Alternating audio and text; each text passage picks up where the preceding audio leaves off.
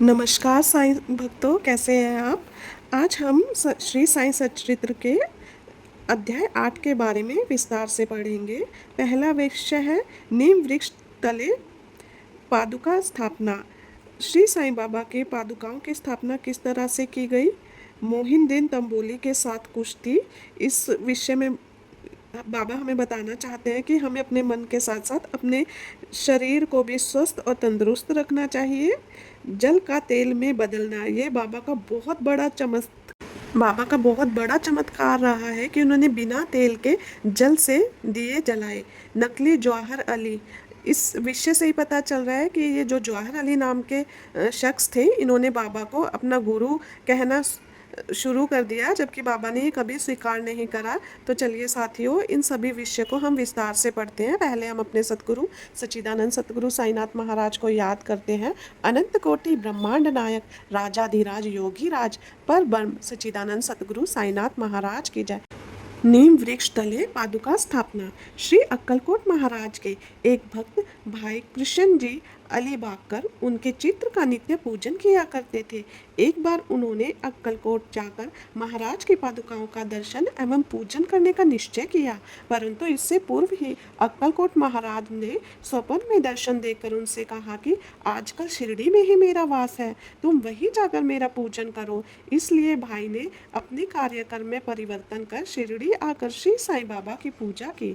वे आनंद पूर्वक शिरडी में 6 मास रहे और इस स्वप्न की स्मृति स्वरूप उन्होंने पादुकाएं बनवाई। शक संवत 1934 में श्रावण मास में शुभ दिन देखकर नीम वृक्ष के नीचे उन्होंने पादुकाएं स्थापित कर दी। दादा केलकर तथा उपासनी महाराज ने यथाविधि स्थापना उत्सव मनाया। एक दक्षिण ब्राह्मण पूजन के लिए नियुक्त कर दिया गया और प्रबंध का कार्य एक भक्त सगुण मेरू नायक को सौंप दिया। ठाणे के सेनानी वृत्त मामलदार श्री बी देव, जो श्री साईं बाबा के परम भक्त थे, उन्होंने सगुण मेरू नायक और गोविंद कमलाकर दीक्षित से इस विषय में पूछताछ की। पादुकाओं का पूर्ण विवरण श्री साईं लीला भाग 11 संख्या 1 पृष्ठ 25 में प्रकाशित हुआ है, जो इस प्रकार है। शक संवत 1834 यानी सन 1912 में मुंबई के एक भक्त डॉक्टर रामराव कोठारे बाबा के दर्शनार्थ शिरडी आए। उनका कंपाउंडर और उनके मित्र भाई कृष्ण जी अलीबागकर भी उनके साथ थे। कंपाउंडर और भाई की सगुण मेरू नायक तथा जी के दीक्षित से गहरी मैत्री हो गई।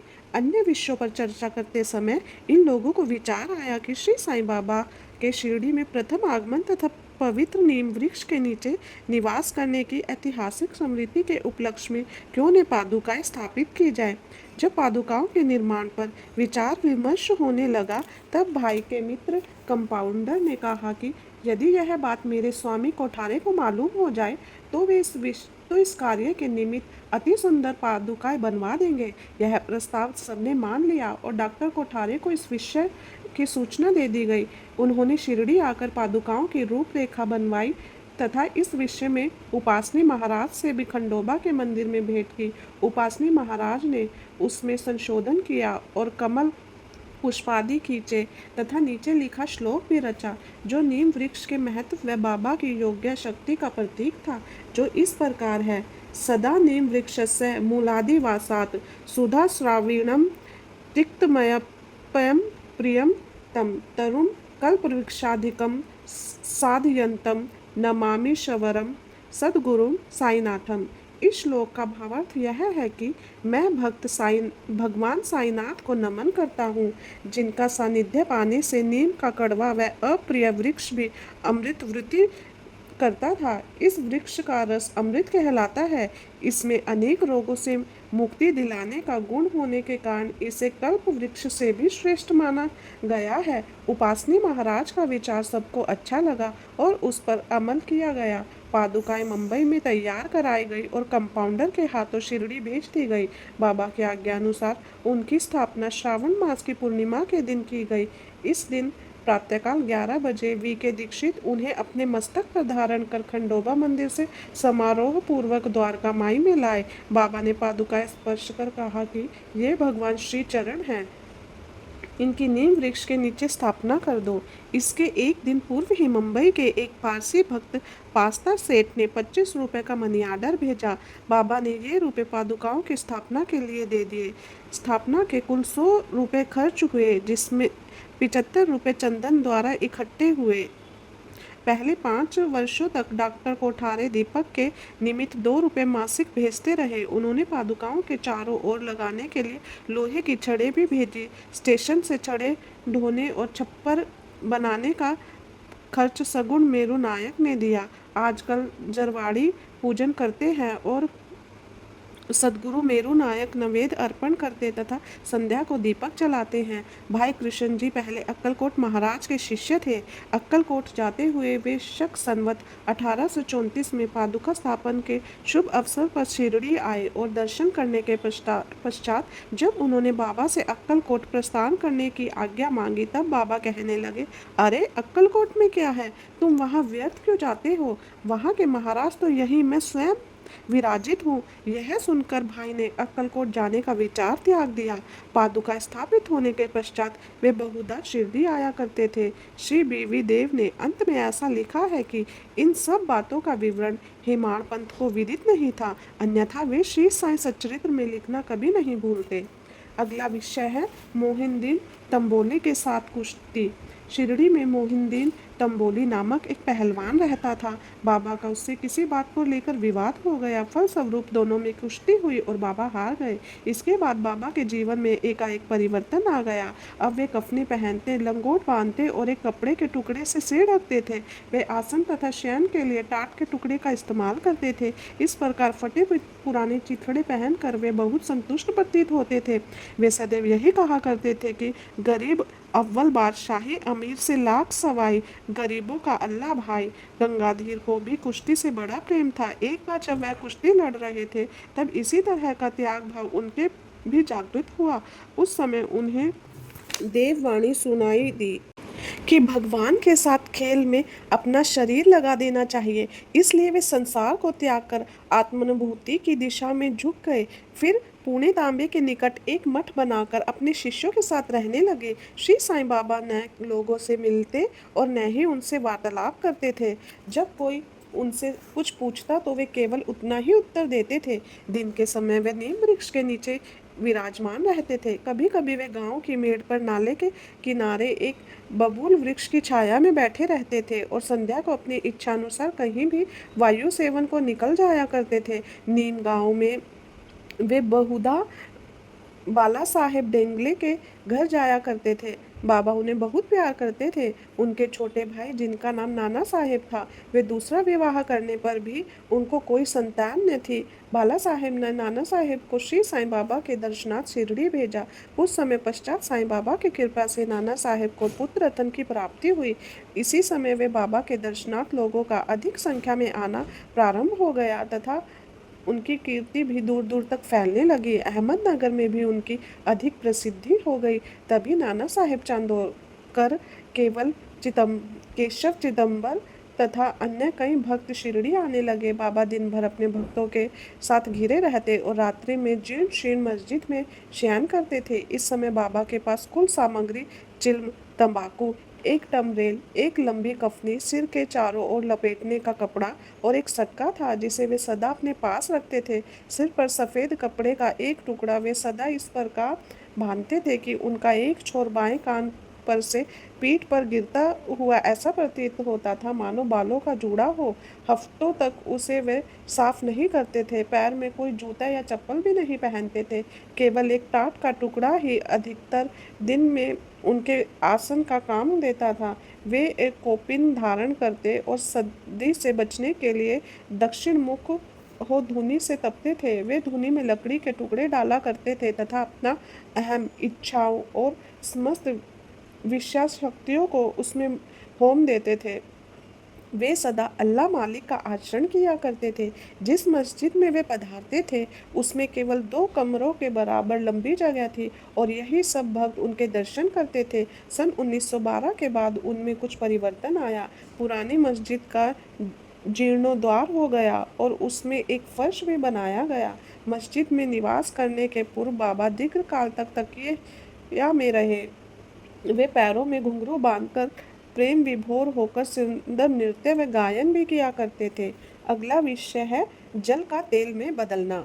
बाबा को उजाले से बड़ा प्रेम था। वे संध्या समय दुकानदारों से भिक्षा में तेल मांग लेते थे तथा दीपमालाओं से मस्जिद को सजाते थे और रात भर दीप जलाया करते थे। यह क्रम कुछ दिनों तक ठीक इसी प्रकार चलता रहा। अब दुकानदार तंग आ गए और उन्होंने संगठित होकर निश्चय किया कि आज कोई भी उन्हें तेल की भिक्षा नहीं देगा। नित्य नियमानुसार जब बाबा तेल मांगने पहुंचे तो प्रत्येक स्थान पर उनको नकारात्मक जवाब मिला। किसी से कुछ कहे बिना बाबा मस्जिद लौट आए और सूखी बत्तियां दियों में डाल दी। दुकानदार तो बड़े उत्सुक होकर उस पर निगाहें गड़ाए थे कि अब बाबा क्या करते हैं। बाबा ने टमरेल उठाया जिसमें बिल्कुल थोड़ा सा तेल था। उन्होंने उसमें जल मिलाया और वह तेल मिश्रित जल वे पी गए। फिर थोड़ी देर बाद उन्होंने उसे पुनः टीन टॉप में उगल दिया और वही तेलिया जल दियों में डालकर उन्हें जला दिया। उत्सुक दुकानदारों ने जब दीपकों को पूर्वतः रात्रि भर जलते देखा तो उन्हें अपने किए पर बड़ा पश्चाताप हुआ और उन्होंने बाबा से क्षमा मांगी। बाबा ने उन्हें क्षमा कर भविष्य में सद्व्यवहार करने को चेताया। अगला विषय है नकली गुरु जौहर अली। मोहिउद्दीन से कुश्ती होने के 5 वर्ष बाद जौहर अली नामक एक फकीर अपने शिष्यों के साथ रहता आया। वह वीरभद्र मंदिर के समीप एक मकान में रहने लगा। फकीर विद्वान था। कुरान की आयतें उसे कंठस्थ थी। उसका कंठ भी मधुर था। गांव के बहुत से श्रद्धालु जन उनके पास आने लगे और उनका यथा योग्य आदर होने लगा। लोगों से आर्थिक सहायता प्राप्त कर उसने वीरभद्र मंदिर के पास एक ईदगाह बनाने का निश्चय किया। इस विषय को लेकर कुछ झगड़ा हो गया जिसके फलस्वरूप जौहर अली राहता छोड़कर शिरडी आया और बाबा के साथ मस्जिद में रहने लगा। उसने अपनी मधुर वाणी से लोगों के मन को जीत लिया था। वह बाबा को भी अपना एक शिष्य बताने लगा। बाबा ने कोई आपत्ति नहीं की और उसका शिष्य होना स्वीकार कर लिया। दोनों गुरु शिष्य पुनः राहता में रहने लगे। गुरु शिष्य की योग्यता से अनजान था लेकिन शिष्य गुरु के दोषों से पूर्णतः वाकिफ था। फिर भी बाबा शिष्य ने कभी उनका अनादर नहीं किया और पूर्व लगन से अपना कर्तव्य निभाते रहे और उसकी अनेक प्रकार से सेवा की। वे दोनों कभी कभी शिरडी भी आया करते थे परंतु मुख्य निवास राहता में ही था। बाबा के प्रेमी भक्तों को उनका राहता में रहना अच्छा नहीं लगता था, इसलिए वे सब मिलकर बाबा को शिरडी वापस लेने के लिए गए। उन लोगों की ईदगाह के निकट बाबा से भेंट हुई और उन्होंने उन्हें अपने आगमन का कारण बतलाया। बाबा ने उन लोगों को समझाया कि फकीर के आने के पूर्व ही आप लोग शिरडी लौट आए। इस प्रकार वार्तालाप हो ही रहा था कि तभी फकीर आ पहुंचा। इस प्रकार शिष्य को वहां से ले जाने का प्रयत्न करते देख वह क्रोधित हो गया। कुछ वाद विवाद के पश्चात स्थिति बदल गई और अंत में यह निर्णय हुआ कि फकीर व शिष्य दोनों ही शिरडी में निवास करें। इस प्रकार वे शिरडी में आकर रहने लगे। कुछ दिनों बाद देवीदास ने गुरु की परीक्षा ली और उसमें कुछ कमी पाई। चांद पाटिल के साले के लड़के की बारात के साथ जब बाबा शिरडी आए थे उससे 12 वर्ष पहले देवीदास अनुमान 10-12 वर्ष की आयु में शिरडी आए थे और हनुमान मंदिर में रहते थे। देवीदास सुडोल सुंदर दीक्षित बुद्धि के थे। वे त्याग व साक्षात मूर्ति तथा महाज्ञानी थे। अनेक लोग जैसे तात्या कोते, काशीनाथ व अन्य लोग उन्हें अपने गुरु समान मानते थे। लोग जौहर अली को उनके सम्मुख लाए। विवाद में जौहर अली बुरी तरह पराजित हुए और शिरडी छोड़कर बेजापुर चले गए। वह कई वर्षों के बाद शिरडी आए और श्री साईं बाबा की चरण वंदना की। उसका यह भ्रम था कि वह स्वयं गुरु था और श्री साईं बाबा उसके शिष्य, वह भी दूर हो गया था। श्री साईं बाबा उसे गुरु जैसा ही आदर देते थे। उसका स्मरण कर उसे बड़ा पछतावा हुआ। इस तरह साईं बाबा ने प्रत्यक्ष आचरण से यह आदर्श स्थापित किया कि अहंकार से कैसे छुटकारा पाकर शिष्य के कर्तव्य का पालन करे, कैसे आत्मानुभूति की ओर अग्रसर होना चाहिए। इस कथा का वर्णन महालसापति ने किया था। ओम साईं राम। सतगुरु सच्चिदानंद साईनाथ महाराज की जय। हे साईं बाबा, अगर मुझसे श्री साईं सच्चरित्र पढ़ने में कोई त्रुटि हुई तो मुझे क्षमा कीजिए। श्री साईं बाबा, इस अध्याय को जो भी आपका शिष्य सुन रहा हो, साईं बाबा हम आपके बच्चे हैं, सबका मालिक एक, ये तो बाबा आपका मूल मंत्र है। हे मेरे सतगुरु साईनाथ महाराज, आप हमारे गुरु हैं, कृपया कर हमारा रक्षा करें, हमारा निवारण करें, हमारे घर में सुख समृद्धि आए और हमारी हमेशा आपके चरण वंदना करते रहें। मेरे सतगुरु साईं, हर रूप में, हर जन्म में सतगुरु साईं आप ही हमारे भगवान हैं, आप ही हमारे दाता हैं। मेरे प्रभु, ओम साईं राम। सबकी रक्षा करेंगे भगवान। कहते जाओ, ओम साईं राम, ओम साईं राम, ओम साईं राम।